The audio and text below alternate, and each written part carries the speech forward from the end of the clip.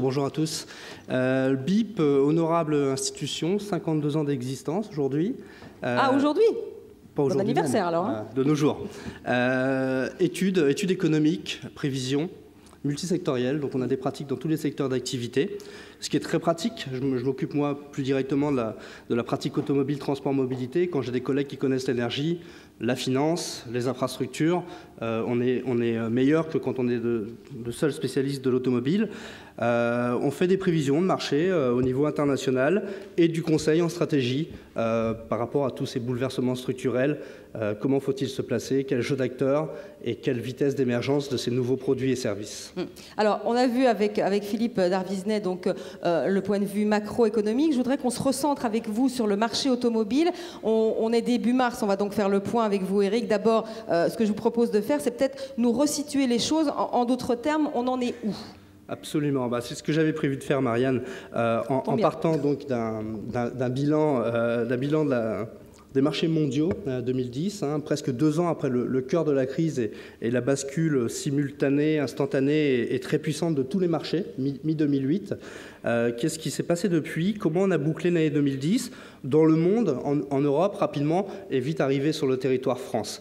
Et dans un deuxième temps, je pourrais donner notre point de vue sur ce qui risque d'être l'avenir des mobilités, de l'automobilité, et en quoi le produit, le marché en lui-même ne suffira plus. Il faudra aller observer les choses au-delà des simples immatriculations. Alors, je commence par cette première partie. Allez-y. Alors, vous avez sous les yeux la courbe des immatriculations de véhicules légers.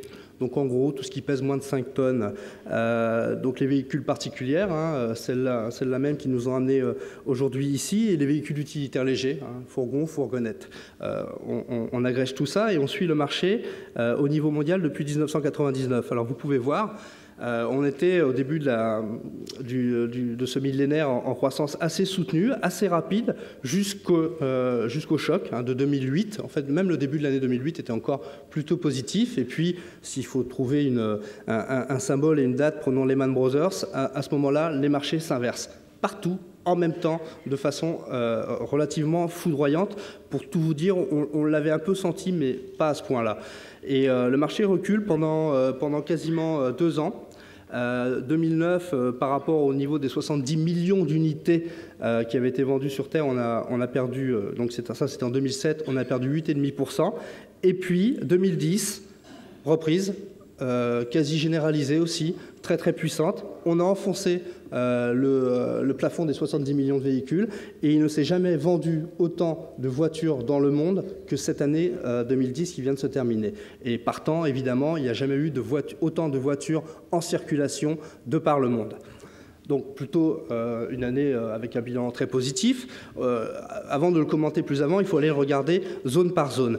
Donc on est aujourd'hui sur un niveau d'immatriculation maximum, record historique, et on est à partir de 2008 ou de 2009 dans ce qu'on appelle parfois un nouvel ordre international, dans le sens où, comme vous pouvez le voir, donc on retrouve en orange la courbe des immatriculations mondiales et son partage en bleu ciel et bleu foncé entre les zones développées, l'Union européenne, 27 pays, les États-Unis et le Japon, dont on peut remarquer que depuis le début des années 2000, il y avait une remarquable stabilité. Quand l'un croissait, l'autre diminuait. Donc tout ça se compensait.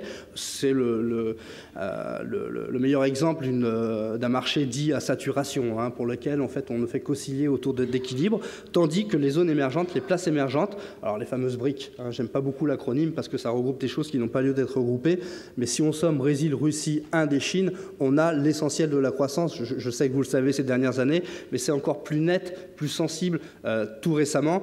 On voit bien qu'à partir de 2008, ces zones ont commencé à immatriculer plus de voitures que les zones matures des pays occidentaux ou du Japon, et que probablement on ne les rattrapera jamais. Aujourd'hui, c'est parti et il va falloir vivre avec ce nouvel ordre.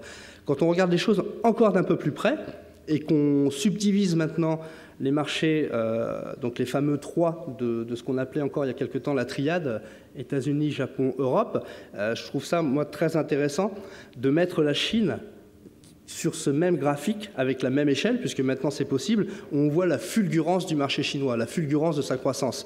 99, 2000, 2001, le marché chinois, c'est 800 000 voitures, quasiment rien.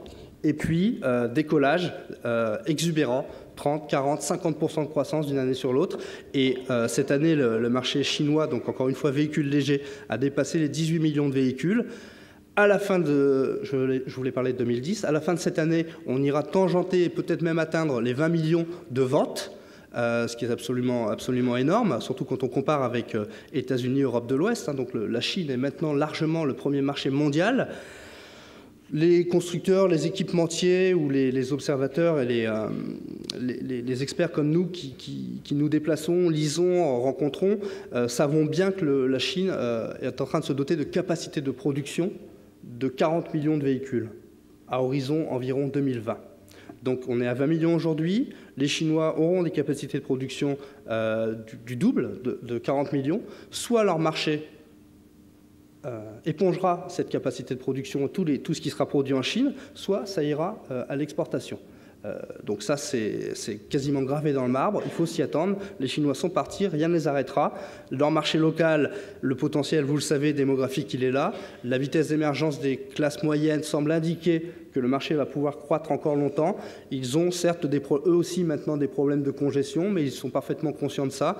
Et aujourd'hui, on s'attend plus à de la croissance des ventes dans les campagnes, j'allais dire, même si les campagnes parfois sont des villes de plusieurs millions d'habitants en Chine, mais plutôt que dans la zone côtière.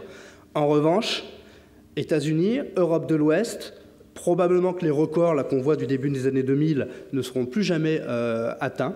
Aujourd'hui, et je m'en expliquerai tout à l'heure, on est plutôt dans le meilleur des cas, on va vivre des oscillations autour de niveaux d'équilibre. Ça, ce serait plutôt un cas positif. C'est-à-dire qu'on va osciller les bonnes années de conjoncture au-dessus du niveau moyen, les mauvaises années en dessous.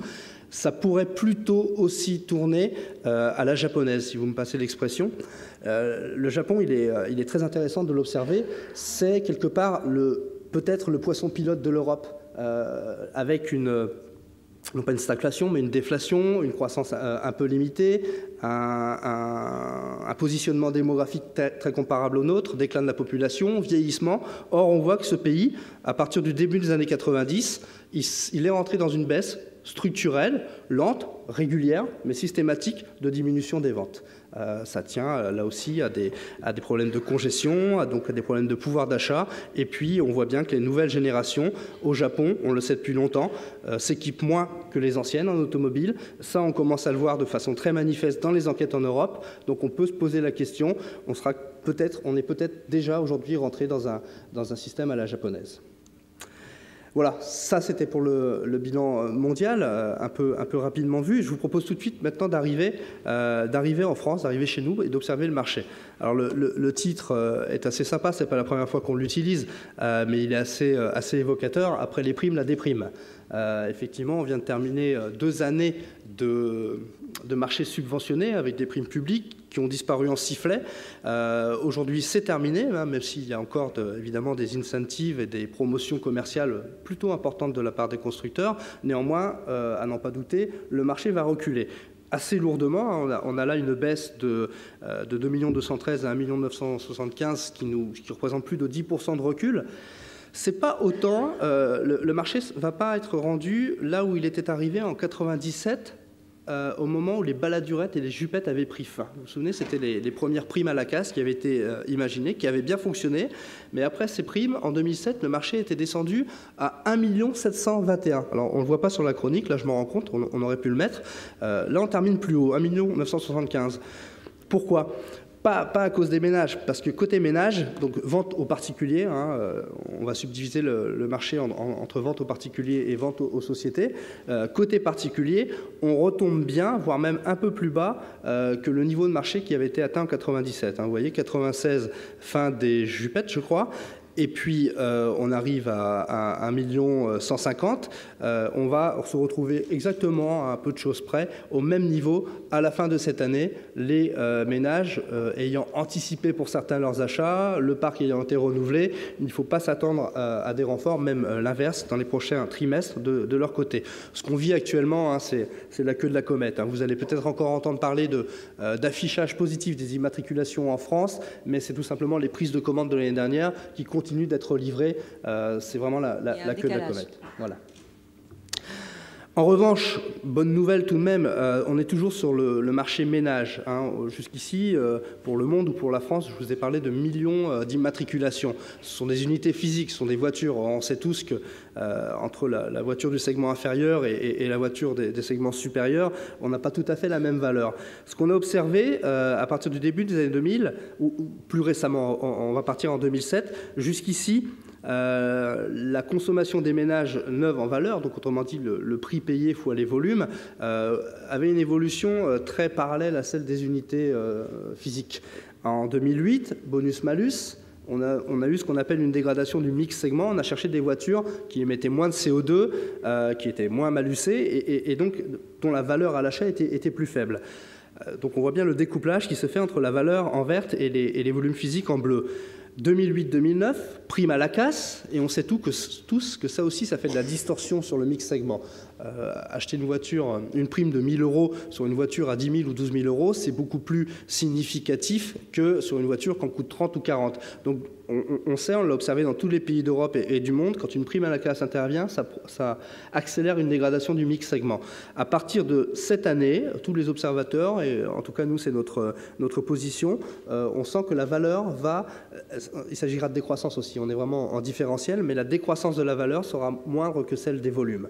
Et peut-être que quand le marché repartira significativement, on aura des bonnes surprises sur la valeur du marché. Et là, je pense à toutes les innovations, sécurité, propulsion, énergie, qui sont autant de promesses d'économie à l'usage, mais qui, à l'achat, coûtent généralement un peu plus cher.